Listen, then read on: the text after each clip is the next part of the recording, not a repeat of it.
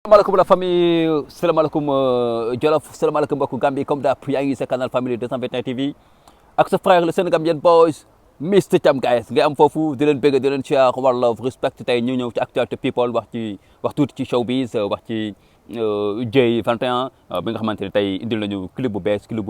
bul biddanti je pense bien que fan si namoon nañu J trop tey mu débarque ak single bu bees ak clip bu bees muy bul biddanti je pense bien que su ma juumul xam naa ne lii mooy préparé wala lii mooy annoncé album bi nga xamante ni J21 mu ngi koy préparé li nga xamante ni ñooy seen fant après un si long temps d'absence. Je pense bien que Jay bi ma koy mujj déglu je pense bien que c'était Rest in Peace je pense que moom la mujjee génne su ma juumul boobu ak léegi ça fait presque 6-5 mois avant boobu noonu bon clip bi mu ñu doon may mu ngi nekkoon fagaru nekkoon benn sensibilisation boo xamante ni mi ngi ko doon wax di ko yóbbante askan wi par rapport ak mbas bi nga xamante ni moo dal adduna. Jay 221 dikk ak tey bul biddanti dañuy xool tuuti ci li nga xamante ni moom la Jay indi tey gars yi déglu lay doon dem tey. may kaddu sampre mu ne ma gëj nañ ci santé ma ne ko njabootama ci dal tey nee nañ ko feeñ depuis sa mixtape ma ne par force lu mu ci day fay mu ne ma la yee bëgg bidante taa nga ci diggante li du karawaale li mooy pik ak bel. mi ngi noonu la famille mi ngi noonu yow mi nga xamante ni yaa safo canal bi de famille 221 TV bu dee abonné go gaawal daw abonné ñu tey day bës pouce bleu bi di ñu jox say commentaire ndax loolu mooy suñuy motivation loolu moo ñuy motiver gars yi ñoo ko déggandoo géej nga ma gis waaye dafa fekk ne njaboot jéem a tënk bon mu nekk refrain wu sound bi mu nekk benn message boo xamante ni bon man d'après ni mu ko capturer peut-être que mun naa ci bañ am benn entendement boo xamante ni Jay ci contexte boobu noonu lay waxee mais man pour man contexte bi Jay di waxee boo déggee ni famille bee ma tënkoon mooy ni que peut-être ku ko dégg da ngay foog ne c'est la famille en réalité quoi njaboot gi jabar ji soxna si ak yeneen quoi waree fa mais li ma jàpp mooy peut-être li mu xawoon a toog temps d'absence bi mu toogoon gars yi dégguñu ko mu nekkoon ci ay bagages am nekkoon di waaj li nga xamante ni mooy son album je pense bien que ci contexte boobu noonu lay waxee ni que njaboot jéema tënkoon quoi parce que géejoon nañu dégg Jay ba bon parfois gars yi sax dañ ko doon fàtte ci li nga xamante ni mooy game bi kon tey Jay bu ñëw tëll avec ce message mooy li may faral dox su may def chronique li nga xamante ni mooy toj direct ci dama koy bàyyi ak ñoom MBT ñoom wecc suma gars yi noonu ay ñoom Malachon ñoom laay bàyyil yooyu noonu quoi ndax ñoom ñoo ci gën a fort ñoom ñoo ci këñ ñi comme ni mu koy waxee mais man damay essayer capturer benn message boo xamante ni artiste bi mu ngi koy jéem a lancer wala mu ngi koy jéem a véhiculer moo tax tey ma jox leen refrain bi nee na ma gëj na ma dis waaye dafa fekk njaboot jéem a tënk mooy di ma wax sànq rek je pense bien que message la boo xamante ni mu ngi koy jox nit ñi par rapport ak tant de questions yi nga xamante ni gars yi ñu ngi ko doon posé wu par rapport ak absence u Jay ci li nga xamante ni mooy game bi depuis un bon bout de temps bien que ñu ngi gis yeneen gars yi ñu ngi génnee été bi daanaka gars yi mooy loolu doonu tupi ñu si bëri gis nañ fi ay axlu bëri génne waat Samba Peuzzi tamit gis nañ ko fi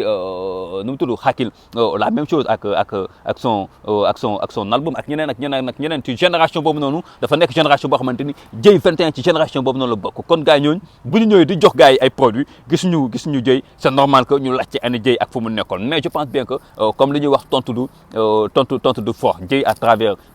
ce son tontu na gars yi je pense bien que leeral na gars yi lu waraloon son bon bout d'absence njaboot jéem a tënk man foofu laa ko déggee te entendement boobu laay am ci message boobu noonu nga xamante ni Jay wax na ko ci refrain bi peut-être nag bon mun na nekk tamit njaboot dans la vraie vie mais man ni ma ko jàppee ci cadre musical mooy peut-être bagage yu mu nekkoon di préparer son album entourage bi nga xamante ni ñoom lay joobandool musique staff bi nga xamante ni ñoom ñoo gérer carrière pour man si ñooñu ñu occupé woon temps ba tax gars yi ñàkk gisante bi am ba tax gars yi gënoon ko gëj a dégg je pense bien que c'est cette réponse par rapport à ces multitudes de questions yi nga xamante ni gars yi ñu ko doon questionné par rapport ak absence Jay ci game bi je pense bien que tey Jay tontu leen bul biddanti ku ci nekk mën nga ko déggee ci facette bu nekk ku nekk mën nga ci am entendement boo xamante ni dafay yaatu dafay divers quoi bul biddanti su fekkente ne yow te nga ma bëgg a yee yow mënoo ma di bëgg a yee ba pare di biddanti loolu c'est impossible kon dafa mel tamit boobu am na beneen message boo xamante wala am na benn pic boo xamante ni Dieye mu am na bokk ñu ngi koy sànni parce que man pic laa ko jàppee quoi pic laa ko jàppee bul biddanti man pic laa ko jàppee maa ngi xaar Malathion maa ngi xaar MBT maa ngi xaar Wesso ñu ñëw tajal ma loolu ba xam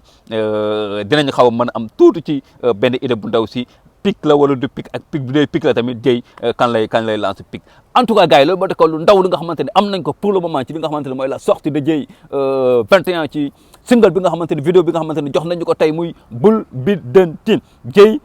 je pense bien que il a sa place dans le game parce que c'est un artiste pétri de talent malheureusement y a des artistes pétris de talent yoo xamante ni man je me demande damay poser la question à savoir lu tax tout le temps du les mettre au devant de la scène comme ay Dieye 21 dafa bokk ci game bi c'est la même chose que nu mu tudd